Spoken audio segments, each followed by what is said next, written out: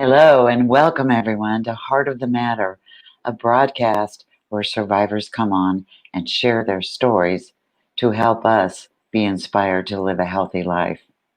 I want to remind everyone that heart disease is the number one killer of women, and breast cancer is close behind, taking 1 in 8.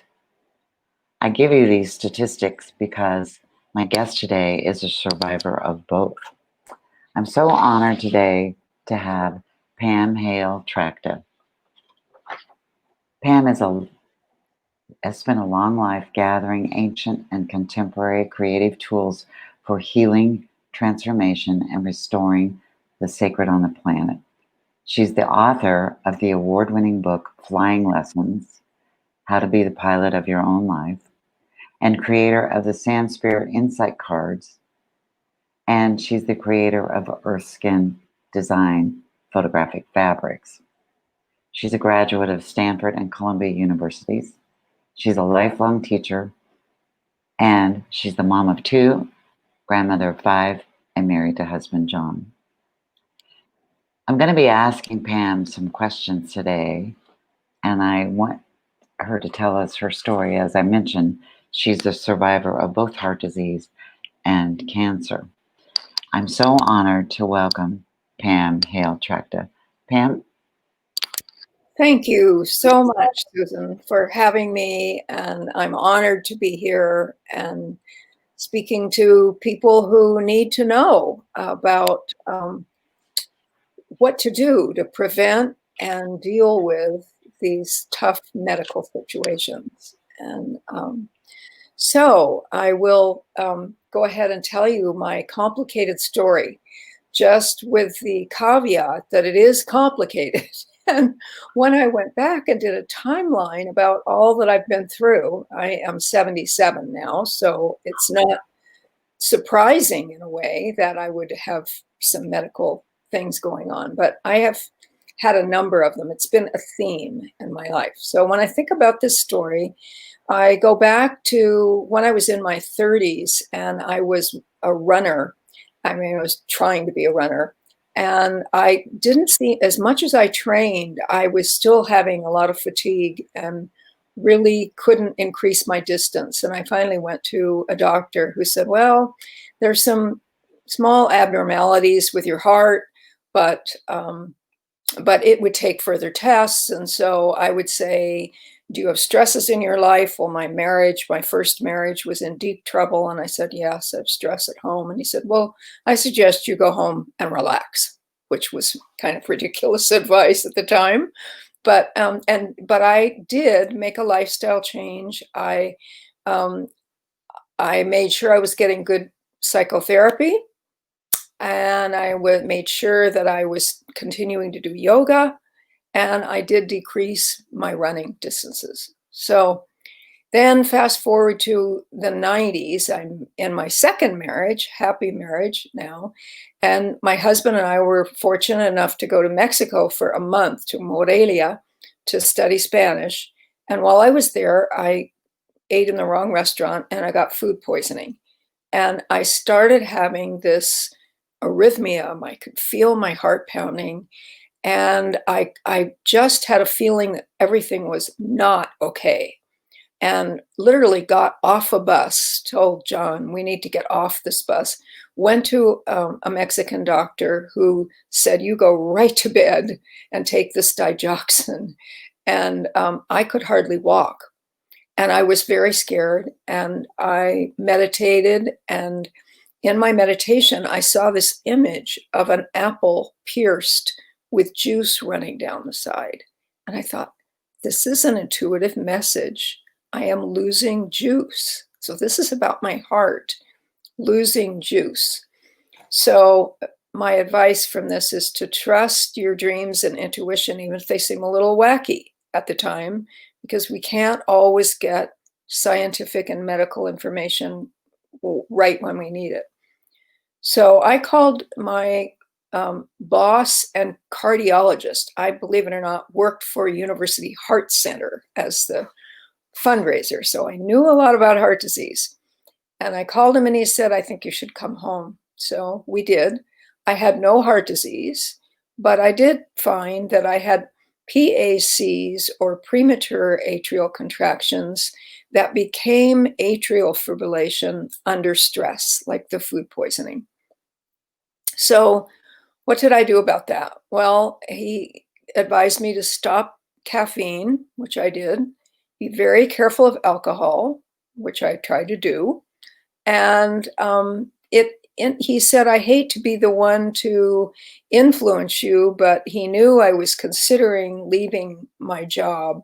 And he said, I hate to be the one to advise you to do this, but I would choose to work in a less stressful place if you can. So I left.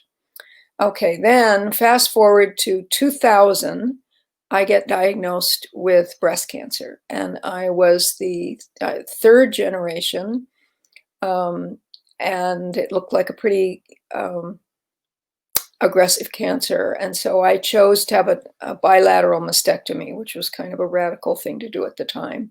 And after my surgery, they couldn't resolve my atrial fibrillation that came on because I had retained fluid, and they didn't catch that. And so I had a horrible incident with a doctor, my surgeon, because I went home and had a terrible atrial fibrillation event where I knew I was in trouble. I literally had my daughter, my husband was away on a business trip. My daughter was taking care of me. I had her drive me to the cancer center in my pajamas. That's how bad it was, in my coat, and demanded to see the doctor, who accused me of using drugs and alcohol. So I was lying there on a gurney thinking, I am in deep trouble. I feel like I'm going to lose consciousness. I feel like, and I meditated, and I saw this apple image again. And so I told the resident, I need you to call my cardiologist. And so he did. And that led to me having my first ablation of 3. I've had 3 cardiac ablations. So it worked. My ablation worked, and I was doing well for 12 years. So fast forward to 2012, I'm speaking at a conference, and I'm speaking on a stage with hundreds of people. And I was excited, but excitement is stress. Good stress is stress, just as much as bad stress is stress. The body doesn't really know the difference, I found out. And so I had a really scary AFib incident. And so when I got home, I went to a doctor and found that my thyroid was abnormal. So I went to an endocrinologist, found out that I had Graves' disease, which is hyperthyroid, which is a cause of atrial fibrillation. This is what I mean by this is getting more complicated, right? So, so I went on medication. I tried to deal with the Graves' disease with medication. That didn't work. After a couple of years, I had my thyroid ablated. Okay, then, so then I did well again for a while until I started having more AFib incidents around 2017. And for me, these were not constant atrial fibrillation that some people have, but kind of like attacks.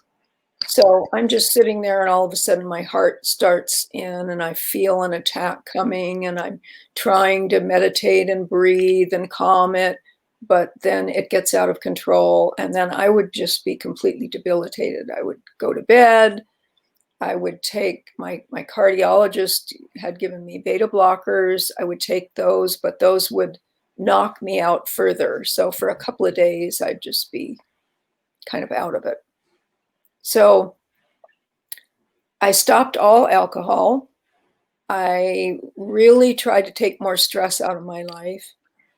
And I was doubly glad at this point that I had a cardiologist I could really trust. So that's another piece of advice. Mm.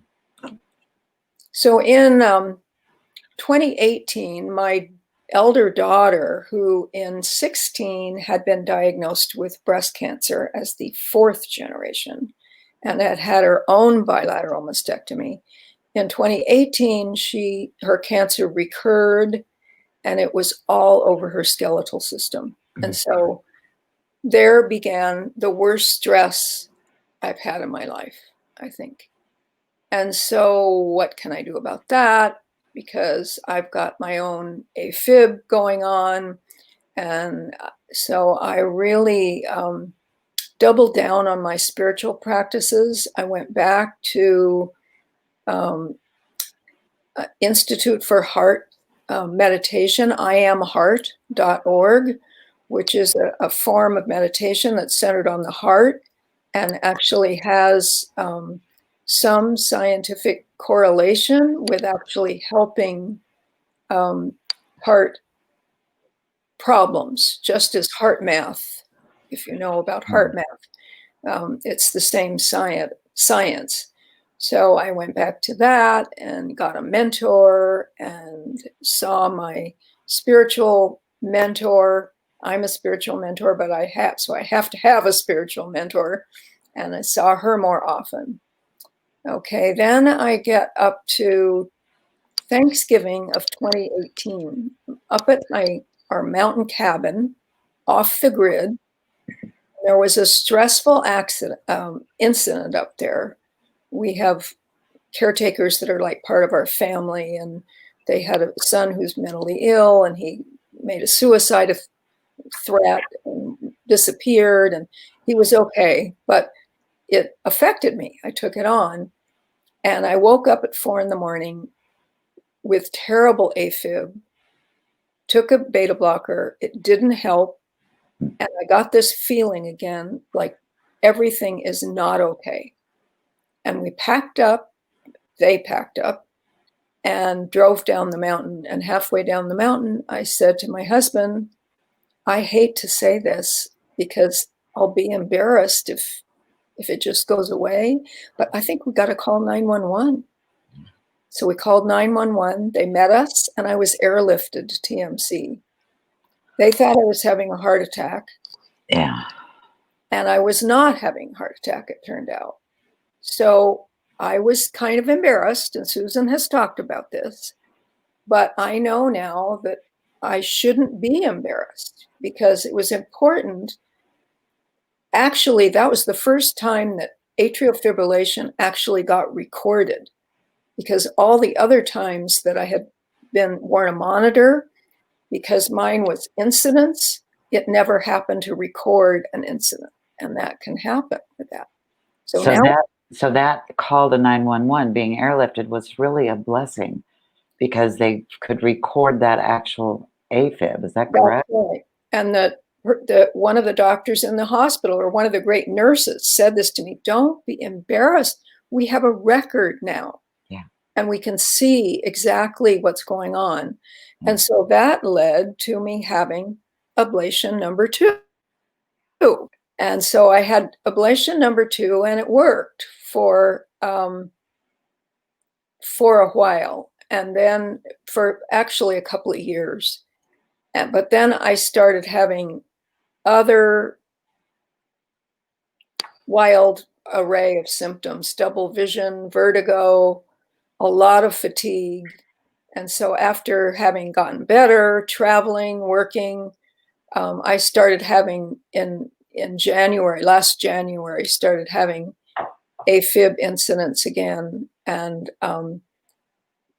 because of these other symptoms, the double vision, the vertigo, the fatigue, I went on a detective story to try to find out what was going on, and did my cardiologist did a whole workup. And I had another ablation, number 3, in May. Last May, I had an ablation, and my advice from that one is ablation number 2, I kind of knew, but didn't do anything about it, that I didn't really trust this doctor who was going to do the ablation. Oh.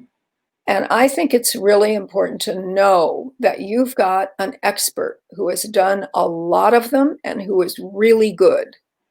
And so my cardiologist recommended one in Phoenix. He said he's a world-class expert. He is gonna fix it.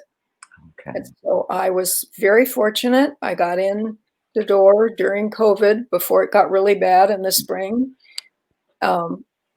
Had the ablation, and it has worked like a charm. And I'm so grateful because I'm now dealing with a blood cancer. It's a slow growing blood cancer, but I'm dealing with that. And so at least I don't have AFib on top of this. Oh, So, Pam, oh, bless your heart. I, I'm sorry, I want to ask you a question. So we yeah, keep saying the word AFib, and we hear it a lot because people do have AFib, I'll let you hear it.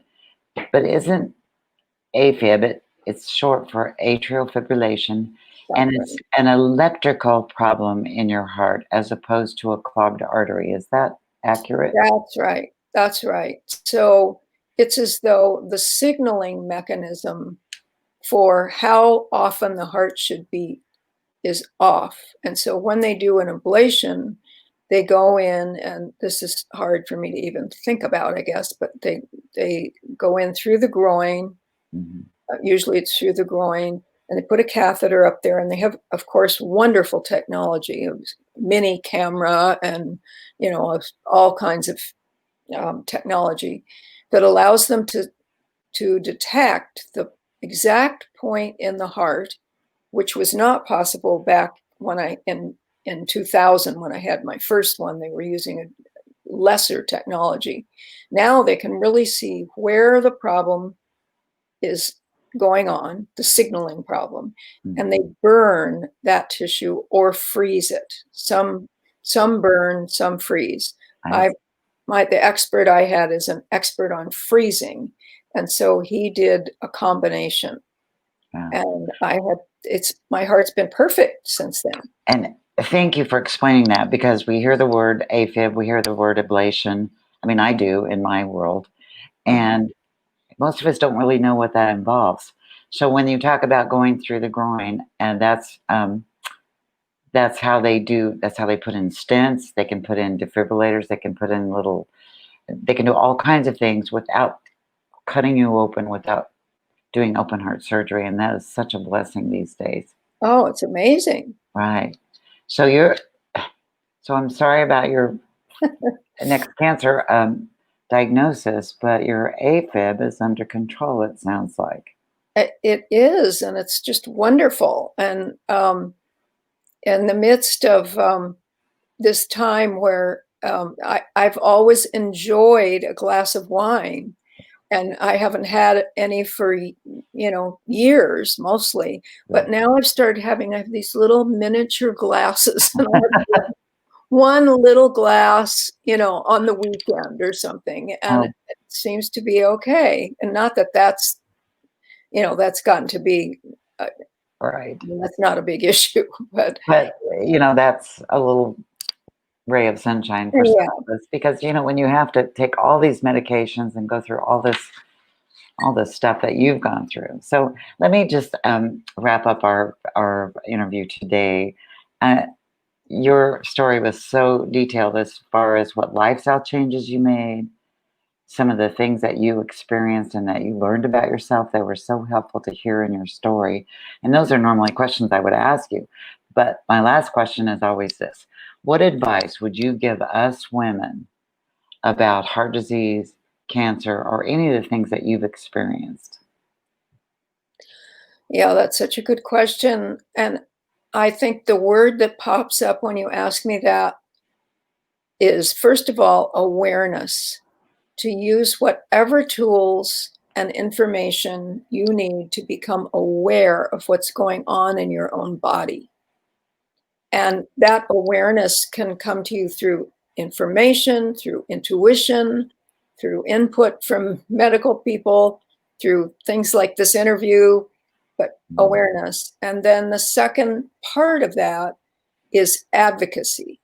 If right. you aren't strong enough to advocate for your own good care, get somebody to be your advocate for you. I mean, I'm so fortunate because I have a partner and everyone does not, but he stays on me about taking care of myself and making sure that I get my doctors to take care of me. So I think those are the two. That's excellent advice, and thank you for that, Pam. Well, I'm going to be wrapping up now, and I want to thank you so much for coming on today and sharing your story and all the insights that you've learned over the years with all of these different things that you have survived. And I admire your perseverance and your advocacy. And you've proven one more time that you can't be embarrassed in the ER because it's always worth going. Anyway, so for now, I'm going to sign off. Pam, I'll probably be talking to you later. And for the rest of you, I'll see you on the next broadcast. Thank you for Thank you, tuning in. Susan. You're Thank welcome. you. Bye bye.